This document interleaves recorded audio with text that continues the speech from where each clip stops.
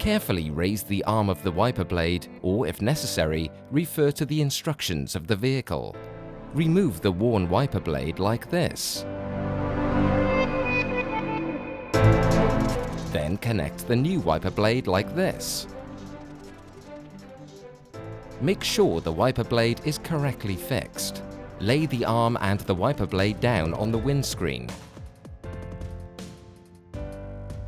Test to ensure new wiper blades work. Valeo recommends that you replace your wiper blades once a year.